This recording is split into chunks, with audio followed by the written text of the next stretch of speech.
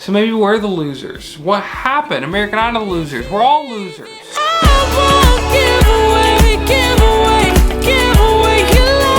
What's going on, everybody? This is Beckham and you're watching the Idol Breakdown. Let's get started. This is the top 24 part 2 and we're gonna start with Cadence. Oh, sometimes I get a good feeling, yeah.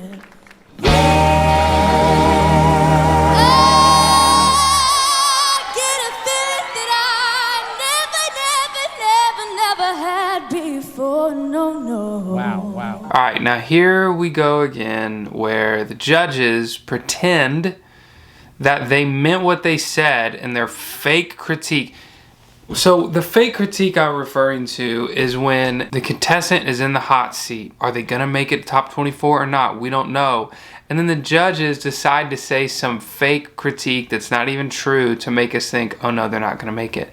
And then they say, just kidding, you made it, you're great. And then they go through. But then the next week, which is now, they're going back and be like, so what did the judges say? Ooh, we really need to think about that. No, you don't. No, you don't. You don't need to think about that because it wasn't even real and it makes no sense. Case in point, they're asking Cadence what the judges say. And they go back and Katie was telling her how scared and terrified she looks on stage all the time. Since when? When has she ever looked scared? Am I alone in this? Has she ever looked scared? And then, of course, obviously, then she kills it. Like, she's killed every single song she's sung on the show so far. And they're like, there it is. Oh, you listened. Good job. You're confident now. It's like, they did that last year with Bean, too. It's like, why you do that? It's so annoying. Not fooling us. On to her performance. Her big notes sounded great. She gave us a nice little growl, some intensity and grit in one of those notes, which I personally didn't know she had in her, and that was really nice. And then she nailed the end. All those notes were on purpose and planned and rehearsed and executed really well. Sir Blake. I'm still alive, but I'm barely breathing. Come on now. Just praying to a God that I don't believe in. Cause I got time while she got freedom. Cause when a heart breaks, no, it don't break even. Execution on point. I think that's the best performance he's done so far. I think that was better than his audition, better than anything he did in Hollywood Week. And this is the time to do it. I thought he did really well. Allegra.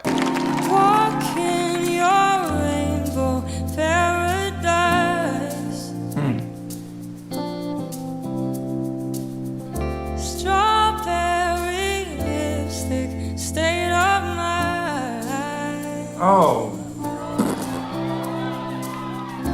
I get so lost inside those eyes. Would you believe it? Oh man.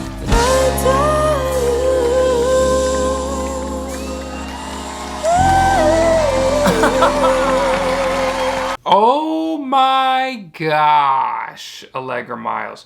She's given me the like holy cow vibe a handful of times, but this was in full swing. Oh my goodness. They showed her singing in the mentor session and I was thinking to myself, man, they always show them singing better in the mentor session than they do in the actual performance, because I'm thinking there's no way she can follow that. And it was a common reoccurrence. We'd see a contestant sing with the mentor and be like, oh my gosh, they're gonna crush, and then they never live up to it.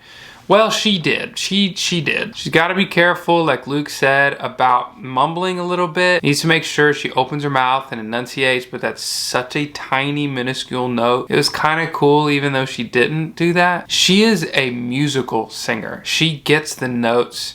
She feels them. She knows them. When someone plays a cool chord, she knows the notes that are cool about it, and she can sing the notes that pair well with each chord. Her tone has always been fantastic. She's in my like top 3. She reminds me of the lead singer of Moonchild. Listen to her voice. Don't wanna feel the way I do, just what I'm gonna do.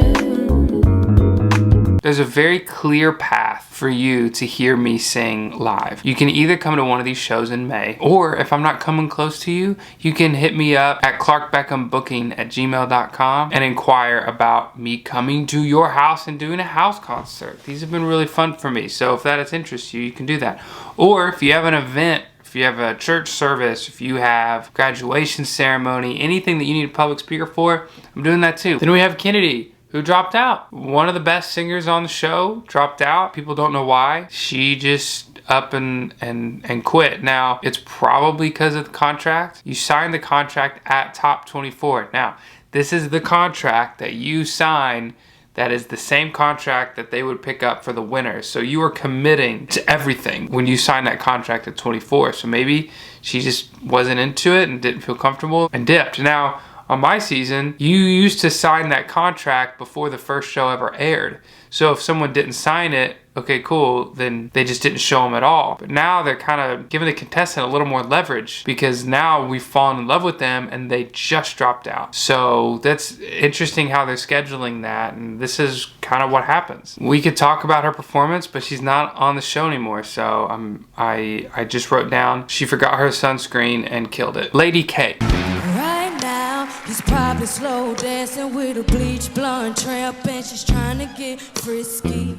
Right now, he's probably buying her some fruity little drink, cause she can't shoot a whiskey. She was deciding between a Fantasia song about Southern food, I can't remember what it's called, and the Carrie Underwood song. Every single female contestant on this season of Idol can sing that Carrie Underwood song. Only Lady K could sing that Fantasia song, and that's why she should have picked that Fantasia song, in my opinion.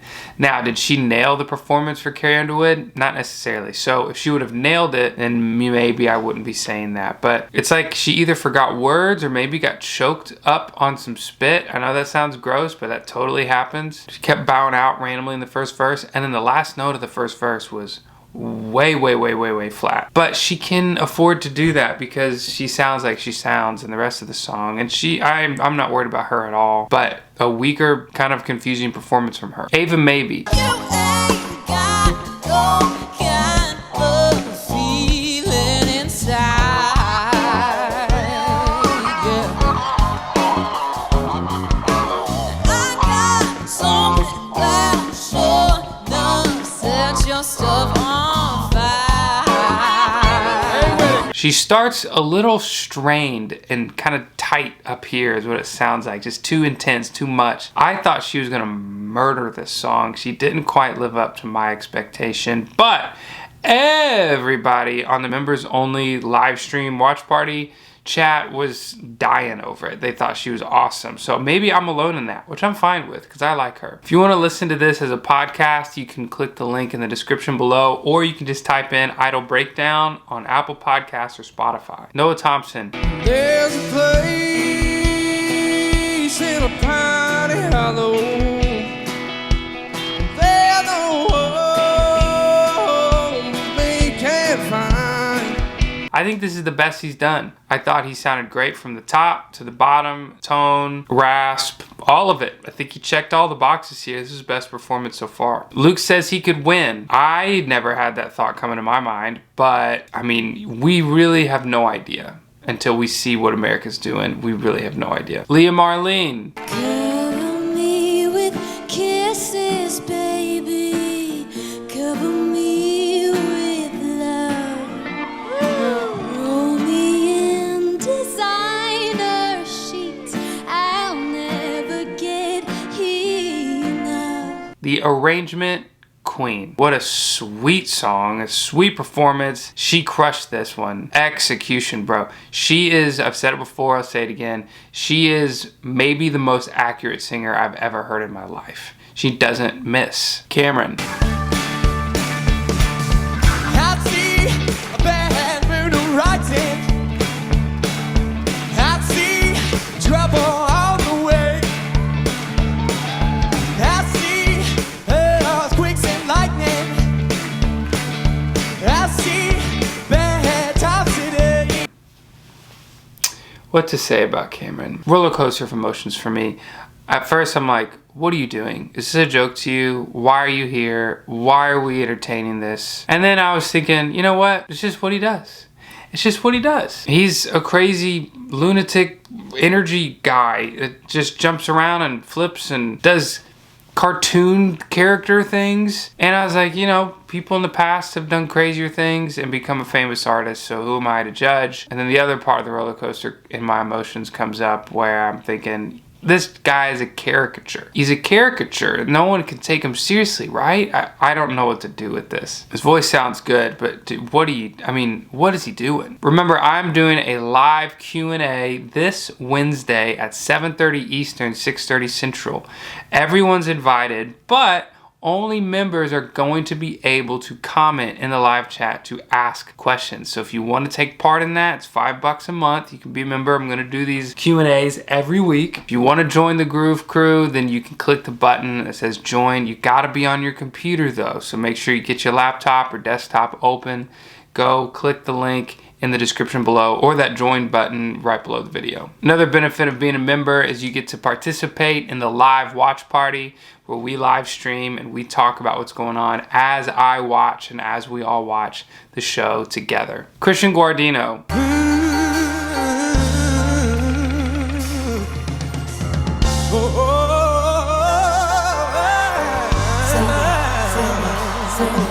What you doing? What you doing? Where you at? Where you at? Oh, you got plans. Don't say that. Shut your trap. Sipping wine in a row.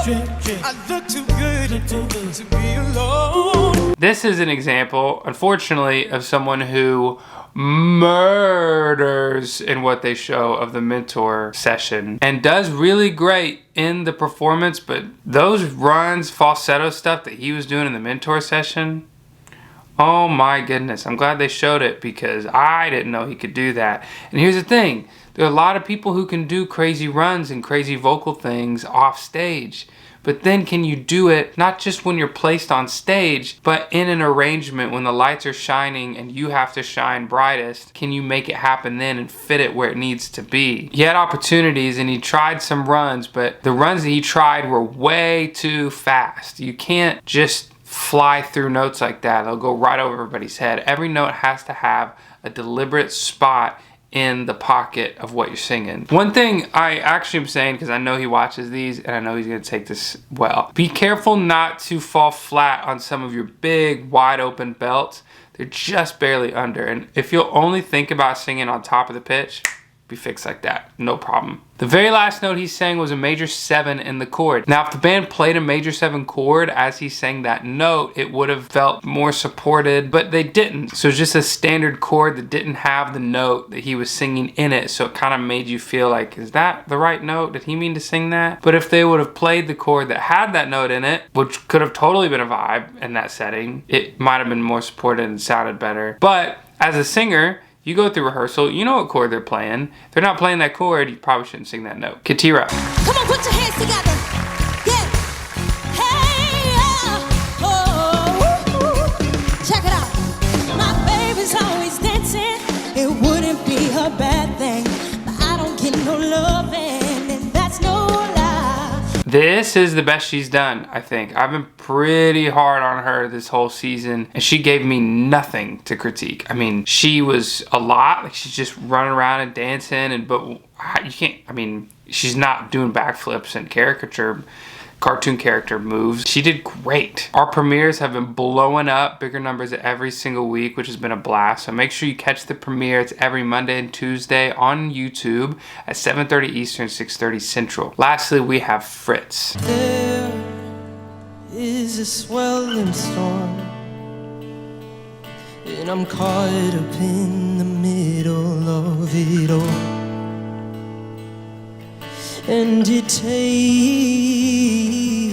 control of the person that I thought I was, the boy I used to know. America's fallen in love with Fritz, guarantee it. And so is American Idol producers, because they're putting him at the end, which is also referred to as the pimp spot. It's the best spot you can possibly be in. I thought for some of the song, when it was like high and intense, that it stalled for me, that I kind of got lost and I just wasn't really invested. But when he had the good moments in his voice where he gave a little more grit and intensity and emotion, man, that was good, and I was so into it. And then he ended so freaking strong. I mean, just a perfect ending where you weren't ready for it to end. He is another potential winner. We've got a handful, and he's certainly one of them. My winner of the week is Allegra Miles. Oh my goodness, she was good. I thought she was the best of the night. She's definitely the first performance I want to go watch back. She was so good. My loser of the week is Morgan Gruber and Kevin Coolidge. Where in the world did they go? I thought they were in the top 24. I assumed they showed them like crazy, and they crushed every time they got the microphone. So maybe we're the losers. What happened? American Idol losers. We're all losers. Ladies and gentlemen, it's time for the conspiracy theories. Conspiracy theory number 1 is from Terry Beckham, who is familiar because she's my mom. Do the producers tell the judges what to say, how to react to a performance? I think they have before. I don't know if they do it every time, but this conspiracy theory is our first of the season that I would put a thumbs up on. I think many times the producers help influence the judges on what direction they want to go. Absolutely, I think that's happened a lot. Our viewer question comes from Lachlan Holmes. I have 2 questions for you, says Lachlan. 1, how much time do the judges spend with the contestants between the shows, especially once they get to the live portion? 0, no time at all. And it's more of a fairness, safety, legality issue. One time, way back in the day, Paula Abdul was sleeping with one of the contestants, and they also don't want the judges to have any favoritism of like friendship hanging out with the contestants. So we do not see the judges at all. I don't know if that's changed, but I'm pretty sure it hasn't. 2, what was your favorite performance from your Idol journey? Had to be when I sang with Michael McDonald, singing Taking It to the Streets. I had the best seat in the house, looking over my shoulder and seeing Michael McDonald do his freaking thing. That was a blast. Make sure you put your questions and your conspiracy theories in the comments for your chance to be featured in the next episode. Guys, thanks so much for watching. Be wonderful. I will see you next week.